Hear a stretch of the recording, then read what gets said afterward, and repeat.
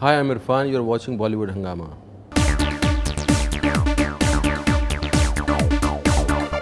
It's a huge privilege to have the pride of Indian cinema with us, Irrfan Khan. Wonderful to have you on Bollywood Hungama once again back, sir. And you're coming up with this movie called Qissa. And I believe it was I think shot in 2012 and it's finally releasing now. Looking forward to the release, considering that it's not like a mainstream Hindi film or like a Hollywood film that you're becoming used to now. Yeah, it is. It's a kind of experiment which is very. I think it's a very interesting experiment right at the time. At this point of time, where our audience is maturing, they are looking for a different kind of experience from film. They don't want similar kind of experience again and again. And also the kind of team which came together with this film and Lunchbox. Which found a universal audience because of this this way of working, you know, like different producers coming together from different countries and also technicians coming together, and then they're trying to make a film which has a universal language. Right now it's very important for us also because our industry is growing, and we see every year some new directors coming up from regional cinema, and they're fantastic. So through Lunchbox we know that, you know, we can engage universal audience. We can have there's a whole market which is lying there untapped. Absolutely. And we have characters, we have stories. There's nobody to really, you know, we need a enterprising producer who can bring this team together and, you know, explore a different market, which is there for our films. Right. In fact, you're talking about Lunchbox. Congratulations for the BAFTA recognition. We'll talk about that for sure. Lunchbox is one of the biggest commercial successes internationally that any Indian movie has ever had. Right. And it's not your typical mainstream song and dance movie either. And you're not playing like a 25-year-old. You're playing a character which is older to what you actually are. Here as well, you're playing a character which is older than what you are. Do you at times feel that somewhere it's important to break the supposed stereotypes that we have in our film industry, that aise hi characters aapko play karna chahiye if you want to be known as a lead actor per se? That's a support system which most of the actors try to follow, and their well-wishers also advise them to build up an image and you know, stick to that image, so that, you know, audience can pay again and again to see you in that image. But also it depends, you know, what you want from your profession. You know, for me it never suited me. I never liked to repeat myself. For me, you know, that experience, you know, it becomes mechanical. You know, once you do a story, and if you have to do it again in a similar zone, similar kind of character, then there's no fun. It becomes a very painful exercise. Although the profession as an actor can give you so much of, you know, so many other things which you can explore, and you can keep engaged yourself. So these considerations are always there, but I had to find my own space where I could feel interested all the time. You know, I could feel excited about my job. So this is the way I'm trying to find my own space, where I could play different stories, where I could be with a storyteller whom I would like to submit, or, you know, just surrender to completely. Exactly, to a director, his vision, and play in that rhythm, you know, and bring my own personal experiences and my own personal things to that story. Somewhere the way Lunchbox was, it was extremely engaging in terms of as a story, and here itself, now the entire idea of the title is Qissa, which is I think the age-old thing that we have in India. That Qissa और दास्तान गोई एक जो terminology जिस तरीके से है.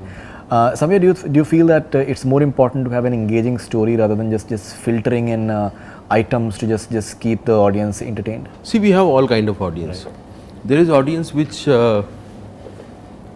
likes a lot of noise. So you've done like a thank you as well. I did thank you, and I enjoyed it that time. And you were very good in that. You were the only saving grace of that movie, honestly.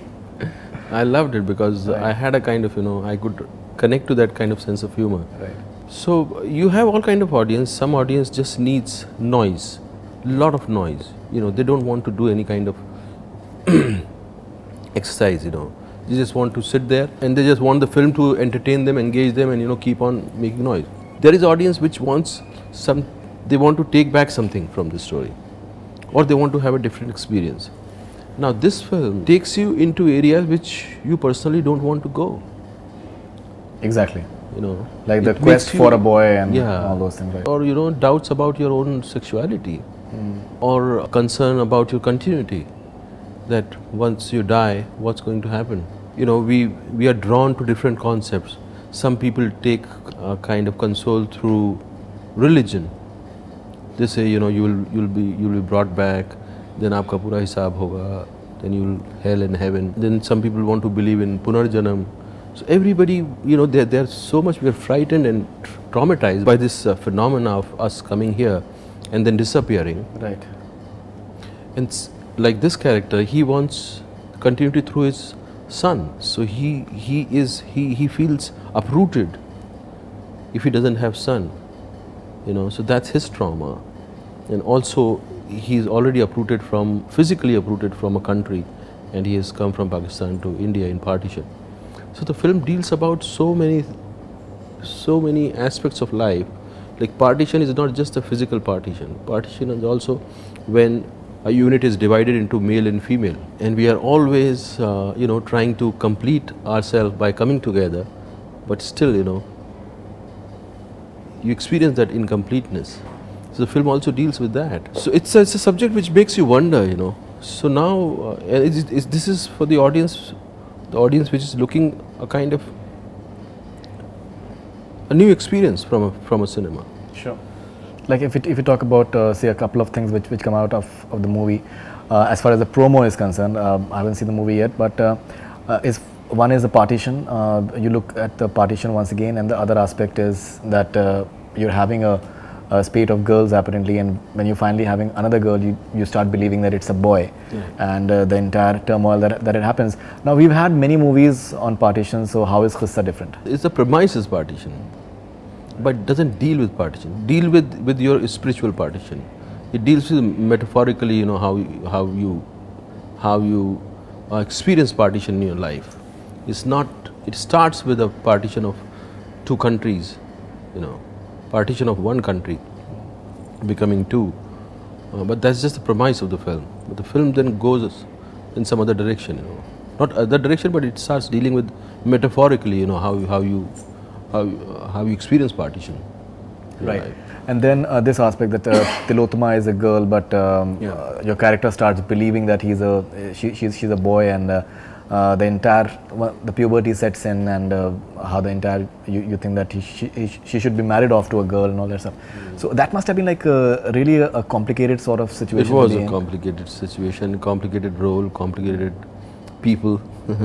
But the way Anup dealt with it, with the subject, it's not dealt in a very realistic way. That sometimes becomes very painful when you are approaching a subject in a very realistic way. It's more lyrical, it's poetic, So it's like playing a soulful song, or creating a music which has pathos, You're not shouting in pain. You're creating a music which has a lot of pathos, or other elements. Tiska Chopra is playing your wife, I think a wonderful actress, and I was seeing one of your interactions, I think at TIFF, and where she shared how she's had that experience of being uprooted from Pakistan because her family was from Pakistan, and how they came to India. Such interactions with your co-stars and their experiences, do you gain anything from that while you're approaching for a character? The way you interact with each other, definitely, it creates a kind of chemistry on the screen as well. But you don't need to hear the similar stories from your co-stars. They can be there, they cannot be there. But definitely the kind of interaction you have with the co-star, that establishes the chemistry on the screen as well. And I was very fortunate to have these three wonderful actors. Best performances you will see in the way Tilotma has played a role, or Rasika, or Tiska. Especially for Tilotma, it was a very brave and very courageous decision to let go her vanity, because for women the strongest thing to get work is is to underline their vanity. And she chose this part, and the way she has done it, it's brilliant. You know. I believe it's releasing on 20th simultaneously on DVD as well as VOD as well as theatrical release. Do you think that it's going to be like a novelty value? As far as distribution is concerned, we are very generic. We don't have a system. We have one system. Every film falls into that system. We don't have strategies for different films, like, you know, or theaters. So we need to explore those possibilities. How to bring a film to the audience? What kind of film is this? What kind of audience will watch it? And what are the means? So I think what they're trying to do, they're trying to reach as many people as possible. That's a thought out strategy. And we need to experiment to understand whether something works or not. Right. You know, but the intention is to reach as many people as possible, you know, so that some people, if they want to watch on the net, they don't want to go to the theater, so at least they have the option. Lunchbox has got this recognition at BAFTA, and somewhere you feel that a movie not getting, not being India's choice for Oscars, somewhere it was really unfair, because it's been applauded universally by audience and critics, and almost everyone has unanimously liked it. I think industry and some people, some powerful people should come and challenge this body. I don't know what body is this, which declares that this is the film from Oscar, from our country. Who are these people? Are they legitimate? It's not a healthy way, you know, because most of the people sitting there are maybe, you know, if you remember a dialogue which is there in the Broadband, a man who couldn't go into the force becomes an informer. A man who couldn't perform becomes a critique. This entire jugalbandi of actors with critics and how they hate them. No, it's not. It's not they hate them, but you know, people like. But they love to just people like this. Love to pinpoint that, you know, you could not become a performer. That is why you become a critic. They love to do that. I'm mentioning a dialogue which was there in. No, but filmmakers and actors, they love to do that. But there are critics who do wonderful things, right? Who have insight, who have a kind of passion for cinema, and that's why they're writing. People like this, you know, who were sitting on that chair and judging this film, they had some personal agenda. And somebody has leaked the video also. So you know who did what in that meeting. And all these filmmakers were young filmmakers who were trying to make their own mark. And on the face they were saying, you know, yeah, Lunchbox, we are rooting for Lunchbox. And the meeting, you know, what they were trying to do is just... You're talking about Sujoy Ghosh? No, I'm not talking about any particular person. Right. You know, because he was there on the panel. There's so many people. Right. But I don't have any personal grudge. When a filmmaker, you know, a person who's trying to create a new language, trying to redefine entertainment, trying to redefine storytelling, he should have at least, you know, moral support. You know, like earlier the kind of camaraderie actors used to have. Sure. Or in Hollywood, you know, the Scorsese and Coppola, and you know, they all supported each other, you know. They were not insecure from each other, and that's how they build up the atmosphere. So these bodies should be challenged, and you know, they should be different. Another interesting thing that is happening, Mr. Khan, is that we've had this entire controversy with the censor board recently, that the entire censor board resigned because of a certain movie called MSG, and how it was passed, and politics seems to be taking place, and a new censor board has come into the picture. And people who are at the top of it, they're having questionable credentials, and all these things are there. Samir, do you feel that the government should take the film industry more seriously? It's seriously, and it because at least this censor board, the way the appointees have been, it seems that they're not interested at all. Pelaj Nalani has been made the censor board chief. This UA, you know, this is. Pelaj Nalani, who's had some very questionable songs as far as his filmography is concerned. I cannot comment on his filmography. I am commenting on the system, you know, this classification. It's a primitive classification, you know. We should find new ways, you know, which already exist in other countries. So it should be relooked. The way you censor things should be relooked. You have so much. And the way you are appointing people who are at the helm of censor, I think it should be more taken with more seriousness, because the way randomly people, the way they've been appointed, there are question marks. I don't think they're random. There must be some reason. There must be some kind of I don't know. There must be some reason why somebody is chosen. But it's being said that a certain type of movies will be promoted in terms of getting, because a movie like MSG, there's question mark on that. So that would be a sad state, you know, if we could really curb filmmakers or, you know, storytellers or, you know, or people who express themselves. If we are trying to curb them, it would be a very sad state. I don't know how far a system would be able to do that. But if that happens, that means, you know, we are in a regressive times. On the net, you have so much of obscene and filthy and all kind of stuff is going on, and it's influencing the young generation. The kind of porn you have on internet, you have no problem with it. You know, the kind of songs which are titillating, which are demeaning for a gender, which are reactionary, those songs are allowed. And you put censor on things which are, you know, you don't have a balance. Yeah, you don't know how to look at things, you know. But I think we have more means now to express ourselves because of you know, social internet, media. social media and things like that. So it will be very difficult, you know, if you want to promote such things. So you're doing Piku right now with Mr. Bachchan, and I believe you've been a huge fan, and you've said in an interview that Sholay, Diwar, Majboor, Chupke Chupke, Amar Akbar Anthony, Do Anjane, Muqaddar Ka Sikandar. After that, I stopped watching films for a while. Half my friends had turned into him. I didn't want to be Mr. Bachchan. I just wanted to play his screen avatars. You apparently kissed him as well on the sets. Yeah, because we were overwhelmed in the shoot, you know, all of us. And when the film was wrapped, so we wanted to shoot more. This is the first time I was experiencing this. All the actors were saying why the shoot is finished, we want to shoot more. And you know, time passed like that, you know. We were there in the shoot and we thought, yaar, abhi to aaye the yaar, 10 din pehle hi to aaye the, ye to khatam hui film. So it was that kind of journey, you know, which was fascinating, enriching, enjoyable. And I never imagined myself working with Mr. Bachchan. When I used to watch his films, he was larger than life. Why I said I don't want to become Mr. Bachchan, I never thought of becoming Mr. Bachchan because I couldn't see myself doing roles just larger than life.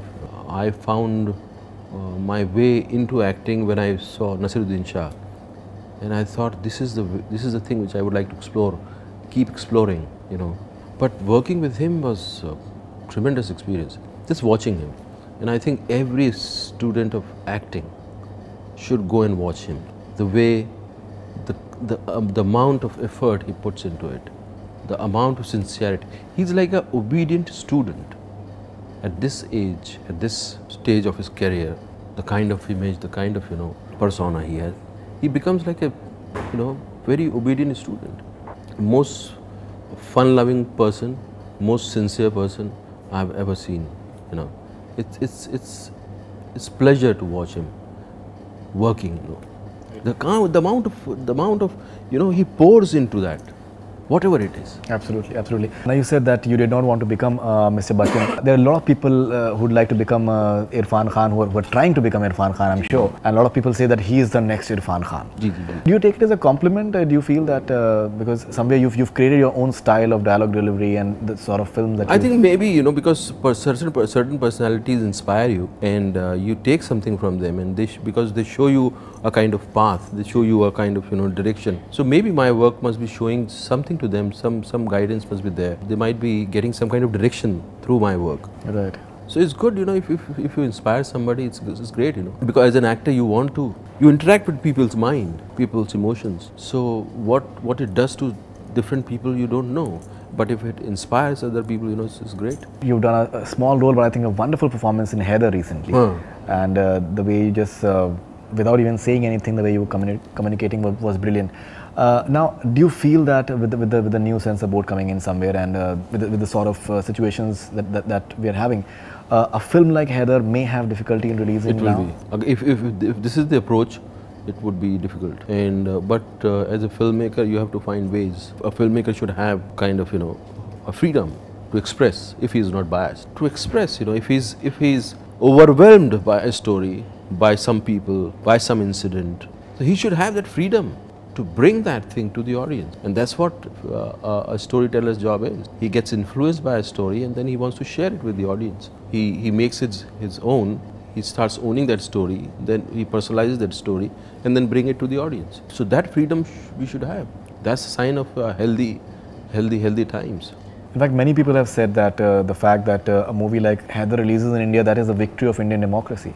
That's great. That's what it was being said. If that's where our democracy is going, that's a great sign. But if it's not going, then we are. Question marks are raised on what happens if it is supposed to be releasing now. That's what is a question mark, and it's a bit of a scary feeling. We'll see, how this censor board and other people react to different films. We are still, I think, still we don't know. Some film has to come, and we have to see their reaction. Maybe Mr. Ashok Pandit around. We have our doubts. You were supposed to do The Martian, but I think apparently it was a pivotal and lengthy role, but you turned it down because of people. I really miss Matt Damon was there. Yeah, it was a wonderful role, and me and Ridley Scott are trying to come together. I was also considered a role in Body of Lies.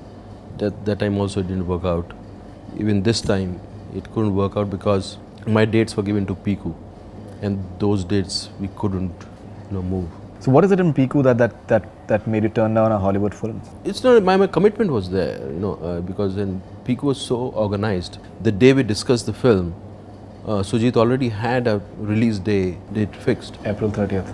Yeah. So it was very organized, and everything was fixed. So it was not a question of giving priority. It was just, you have done the commitment, you have to do that. Now, so as I said in the beginning that Irrfan Khan, the pride of Indian cinema, the stuff that you've been doing in Hollywood, I think, is really wonderful.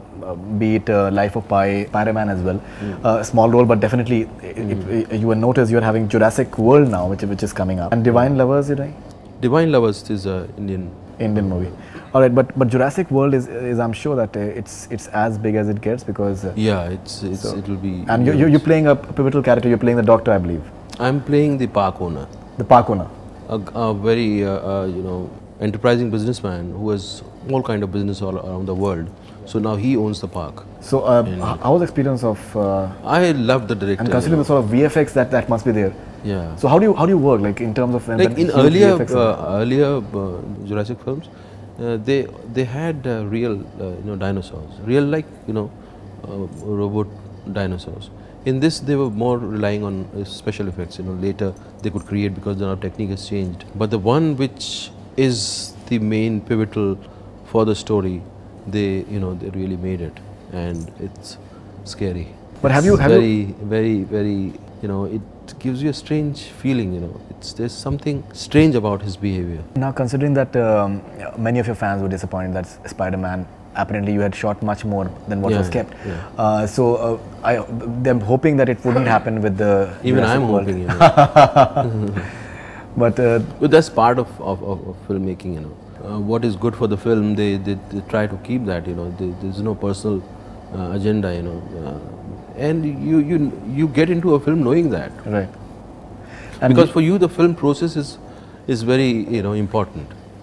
And then what is left, what is not left, it's not up to you, and I don't bother about it. Right. But your fans would actually, they would want. Yeah, but I'm not taking sannyas. So I'll come back with something else. Absolutely. Now, I believe you've been offered a role in the Inferno starring Tom Hanks. Yeah. But you still haven't given it a go-ahead, apparently. No, we're just finalizing. Just now I've got the mail where they are they are about to announce it. Okay, so you're part of the Inferno. Yeah. All right, and you're doing Talwar as well, which I think is earlier called Neoda. On the Arushi murder case. There's only one movie has come recently. Rahasya it's a Vishal's production. I think Times is producing it. It's a wonderful film. I think that film I cannot talk much about it because still the time is not right because Meghna is directing it. Yes, she's directing it. But what the film is about and what it is, I cannot disclose right now because we still have to shoot the film, and You're playing investigating officer in that? I'm playing one of the investigating officer. But that film is, I can promise you, it will give you a very, very unique experience. You haven't seen a film like that. Absolutely. Gulzar Saab writing lyrics? Sure. I don't know. That I don't know. He might, yeah. Vishal's music. I think Vishal he will. Vishal's music. He will most probably. Okay, and Jazbaa. Sanjay Gupta said Jazbaa with Aishwarya Rai Bachchan. And I think Shabana Azmi is there as well. So how big is Jazbaa? It's big, and I'm with Sanjay. I'm working for the first time. You had a story reading session, I believe, recently. Yeah, I worked with him as a producer, but not as a director. And I'm really enjoying it because he's very focused, and he's taking it as if it's there's nothing exists in his life except that film. He's obsessed by it, and I loved his energy. He will give you something new this time. I think he will create a film which is not usual Sanjay Gupta. There's a kind of, it's vast, it's big. Okay, and are you having any romantic association with Aishwarya in the movie? That you have to watch the film for that. Okay. Bade Bhai Sahab, he's working on the script. Right. When you think, because Hasil is something that really got you in terms of big mainstream cinema. I think that gave me birth. Absolutely. And I'm really looking forward. As well, I think just was a huge. I keep missing him as a director.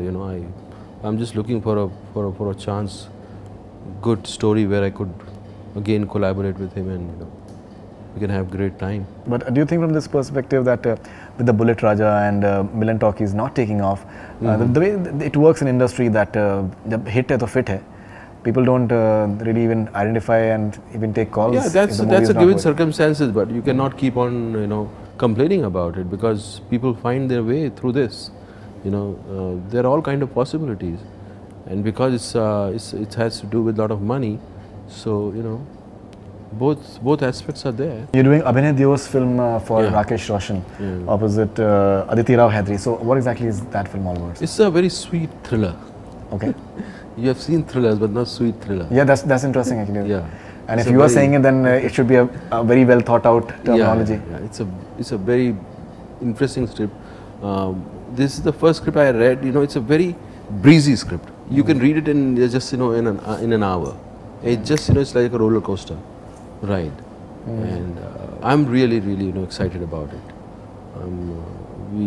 Tomorrow is the look test, and we are going end of this month we are going for shoot, and it's one go, start to finish, and I'm really looking forward to it. It's a very, but it's a zone it's more for a younger audience. It has some fuck ups with the relationships and things like that. It deals with today's metro city. I like it when you say that fuck ups and all these things. All right, sir. Last question. That Irrfan Khan is you're one of the finest actors that we have. You are a hugely recognized names all over the world as far as Indian cinema is concerned. But what keeps Irrfan Khan so down to earth? There's nothing which can take you away. I've met you so many times, but you're always extremely down to earth somewhere. I think there's your fragility. One's fragility, one's impermanence, nature of this life. Everything is impermanent. There's nothing permanent. You cannot take this thing seriously. It's just give you a chance to live the way you want to live. Other than that, there's nothing in your hand. Even what you're doing, the way you are accepted, the way people like you, is not in your hand. इज्जत और जिल्लत जो है ऊपर वाला देता है. क्या बात? वो उसको सीरियसली नहीं ले सकते. और अगर इतने टाइम से यूनिवर्स चल रहा है तो हम शायद इतने टाइम के लिए आए हैं. क्या बात? और कब ख़त्म हो जाएंगे पता नहीं. किस चीज़ को आप सीरियसली लोगे, किस चीज़ पे आप दम भरोगे. You are just you can just wonder, you can just be a kind of observer. That you can do. Beyond that you can't do. And when you surrender, then you start seeing the design. Then you see how things manifest. But still you cannot take anything for granted. You cannot control anything. Fantastic. Lovely to have you on Bollywood Hungama, sir, once again, and looking forward to Qissa and all your future ventures, because I think you're having a very, very interesting lineup in the in this year and maybe like 2016 for that matter. So we hope that you enjoy your work, and we enjoy your work. We continue to enjoy your work as we have always done. And I believe Lunchbox is releasing on Ant TV tomorrow. That is Valentine's Day. And so fantastic, and we hope that the success of Lunchbox continues, and there's more sense in the bodies that we have, and they take the Indian cinema more seriously the way the world is taking now. So thank you very much, sir. Thank you very much. Thank you very much. That's all we have from Bollywood Hungama. Keep on watching. Hi, this is Faridoon Shahryar. For the most interesting celebrity interviews, do subscribe to Bollywood Hungama. Keep on watching.